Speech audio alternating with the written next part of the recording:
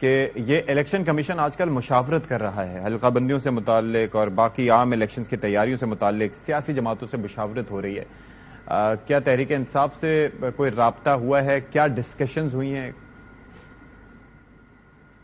ایسے تو انہوں نے نارملی ایک اناؤنس کیا تھا کہ ہم پی ٹی آئی کو بھی بلائیں گے، تو ہمیں ایسی کوئی آفیشلی ہمارے لوگ تو ان کے پاس نہیں گئے، نہ انہوں نے کوئی آفیشلی بلایا ہے، کیونکہ ابھی تک لازمی اور پارٹیاں بڑی بڑی پارٹیز بیٹھی ہیں جو پاکستان میں پہلے ان سے بات کرنی ہے. نہیں گئے تھے آپ نے دیکھا جیسے نون لیگ کا. ہاں جی رابطے ہوئے تھے الیکشن کمیشن کے آپ کی جماعت سے بھی؟ ہاں بہرحال پہلے ابھی انہوں نے نون لیگ کو ٹائم دیا ہے، پھر وہ باقی پارٹی جو وہ آ رہی ہیں جو ہمارے لوگ بھی جائیں گے. موقف تو یہی ہے کہ 90 ڈیز میں الیکشن ہونا چاہیے. دیکھیں ابھی تو پیپلز پارٹی نے بھی کہہ دیا کہ سی سی آئی میں یہ فیصلہ ہی نہیں ہوا تھا کہ جو نئی ہلکے بندیاں ہوں گی اس کے الیکشن ہوں گے. الیکشن تو ہونے چاہیے ٹائم پہ، لیکن اس کے سوا کوئی حل نہیں ہے نا. لیکن یہاں افسوس یہ ہے کہ جو بھی ڈپارٹمنٹ کا ہیڈ ہوتا ہے وہ بیٹھتا ہے، وہ سمجھتا ہے کہ اس کے سوا باقی کسی کو کوئی عقل نہیں ہے، جو ڈیسیجن اس نے کرنے ہیں وہی صحیح ہے. لیکن الیکشن کمیشن کی ایک ہی ذمہ داری ہے کہ ملک میں فری اینڈ فیئر الیکشن ہو، ان کو الیکشن کرانے چاہیے. اس میں تو کوئی اور رائے ہے ہی نہیں کہ ان کو ڈیلے کرنی چاہیے.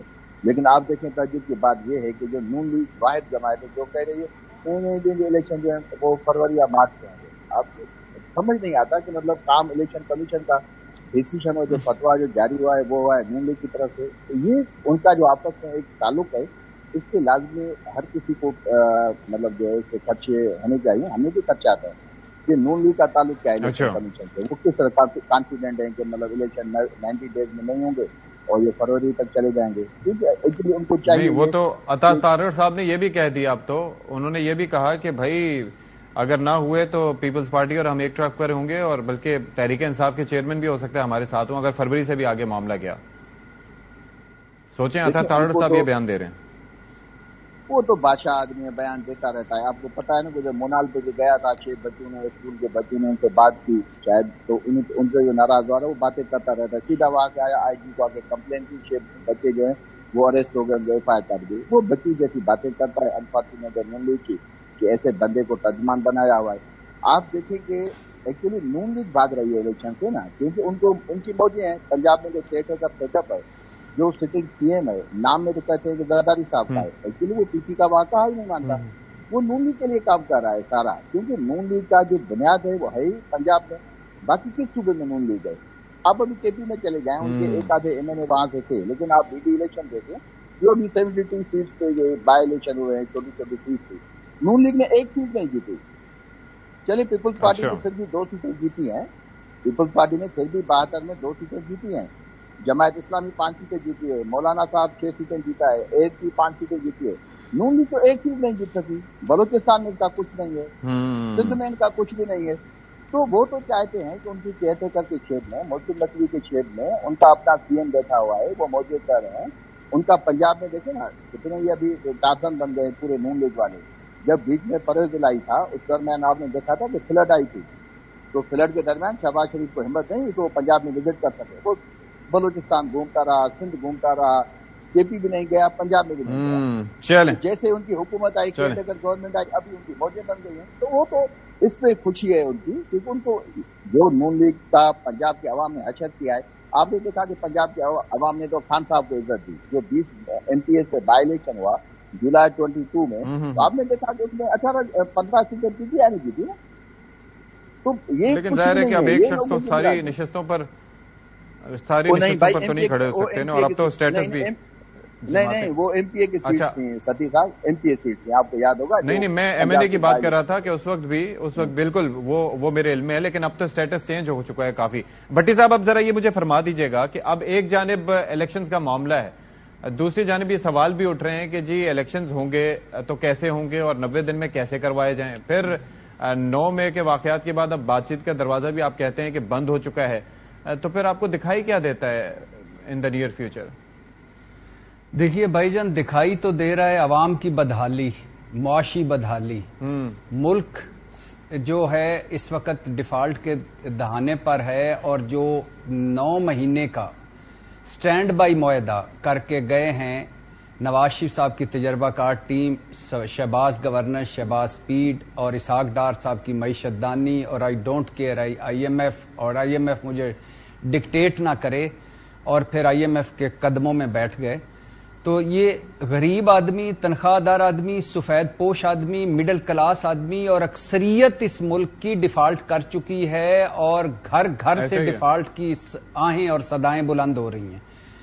اور دوسری بات یہ ہے کہ حالات یہ ہیں، مجھے دکھ یہ ہوتا ہے کہ 150 روپے فی لیٹر پٹرول پر اور 16 روپے فی یونٹ بجلی پر جو مہنگائی کرتے تھے، احتجاج کرتے تھے، مہنگائی مارچ کرتے تھے، آج وہ 300 روپے فی لیٹر پٹرول اور 55 روپے فی یونٹ بجلی پر خاموش ہیں اور مطمئن ہیں، اور دبئی ہیں اور لندن ہیں.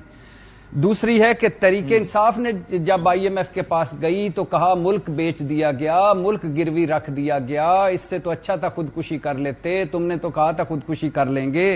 یہ ملک چند ڈالروں کی خاطر ملک بیچ دیا، اور پھر اس کے بعد کیا کیا؟ کھربوں کا نقصان کروایا، اربوں کے ٹیکس لگائے اور ناکوں کی لکیریں کھینٹی، ناک کی لکیریں نکالی، اور ایسی شرمناک شکیں اس میں شامل کی، اور 9 مہینے کا سٹینڈ بائی معاہدہ آئی ایم ایف سے کیا، اور اس کو اپنی فتح قرار دیا، اور آج وہ دبئی میں ہے اور لندن میں ہے. اب میرے پیارے بھائی نے فیصل کریم کنڈی صاحب نے کہا کہ ہم نے کیسز، واقعی آپ کیسز پہلے بھی بھگت رہے تھے، اب بھی بھگت رہے ہیں، آئندہ بھی بھگتیں گے، اس میں کوئی شک نہیں. لیکن جو کچھ ہوا پچھلے 15-16 مہینوں میں، کبھی ایسے ہوا ہمارے ملک میں 75 سالہ تاریخ میں اتنی بدترین حکومت کبھی آئی 15-16 مہینوں میں جو آئی؟ سارے اکٹھے تھے سوائے ایک جماعت کے. اب مجھے بتائیں کبھی ایسا ہوا ہے کہ نیب کے ملزم نیب کے قانون بدل رہے ہوں؟ نیب کی جو ترامیم کی، ملزموں اور مجرموں نے اپنے وکیلوں کے ساتھ مل کر نیب کے فل کیسوں کو اپنے سامنے رکھ کر نیب کے فل سٹاپ کام میں بدلے. اور ابھی سپریم کورٹ میں جو 45 کیسوں کی 45 ریفرنسز جو واپس ہوئے، ویسے تعداد تو زیادہ ہے لیکن جو واپس ہوئے ہیں ان میں سے اومنی گروپ اور پتہ نہیں کیا شاہد خاقان عباسی، زرداری صاحب، اور پتہ نہیں اوصاف شریف کون کون لوگ ہیں، اور آفتاب سلطان کیوں نیب چھوڑ کے گئے تھے یہ بھی آپ کے سامنے ہے. پھر میرے بھائی نے کہا کہ آئین کے مطابق الیکشن ہونے چاہیے. بالکل آئین کے مطابق الیکشن ہونے چاہیے، لیکن یہ آئین آپ کو یاد نہیں تھا، یہ ایٹمی قوت آپ کو تب یاد نہیں تھی، اور یہ ایڈھاکزم تب یاد نہیں تھا جب 2 صوبوں کے الیکشن تھے. تب آپ کو کیوں نہیں یہ سارا کچھ یاد آیا؟ اس وقت جب ہم بات کرتے تھے کہ 90 دن میں انتخابات کروائیں تو آپ کہتے تھے کہ 90 دن کے اندر انتخابات آئین میں لکھا ہے، لیکن اس کے بعد کیا ہوگا؟ آئین خاموش ہے. تو اب آئین اب کیوں بول رہا ہے؟ آپ آئین دفن کر کے گئے ہیں سر. آپ سپریم کورٹ کے فیصلوں کو ردی کی ٹوکری میں پھینک کے گئے ہیں، آپ الیکشن سے بھاگ کر گئے ہیں. تو اگر آج آپ کے ساتھ ہاتھ ہوتا ہے تو دکھ تو ہوگا کہ آئین ایک مرتبہ پھر وائلیٹ ہوگا، لیکن خوشی بھی ہوگی کہ لو آپ اپنے اقدام میں سے یاد آ گیا. تو آپ بھگتے ہیں. اب کیوں نہیں بھگتے؟ جب آپ جیسا کرو گے that is not the solution نا. یہ تو وشوس سائیکل پر چلتا رہے گا، اور آخری بات، یہ تو اس طرح سے سلسلہ چلتا رہے گا. آخری بات ستی صاحب ایک ہے، آخری بات صرف ایک ہے کہ اس غریب عوام کا خدا کے لیے سوچیں. یہ اب جھولیاں اٹھا کر دعائیں دے رہی ہے، اس کا کچھ سوچیں. یہ کہاں جائیں گے؟ اس سے پہلے کیسے سوچیں گے؟ اب تو حکومت نہیں ہے نا، اب تو حکومت نہیں، اب تو نگراں حکومت ہے، اور وہ جب تک تو نگراں بھی تو ہم میں سے ہی ہیں بھائی جان. نگران بھی تو ہم بھی 6 مہینے تو ہیں نا، یا 3 مہینے 2 مہینے تو ہیں. اچھا ہم تو نہیں ہیں. مفت بجلی ختم کر دیں، حکومتی مراحت ہی ختم کر دیں، حکومتی خرچے ہی ختم کر دیں. اس پہ آتے ہیں، کچھ تو کریں، کوئی ایکٹنگ کریں، اداکاری کریں.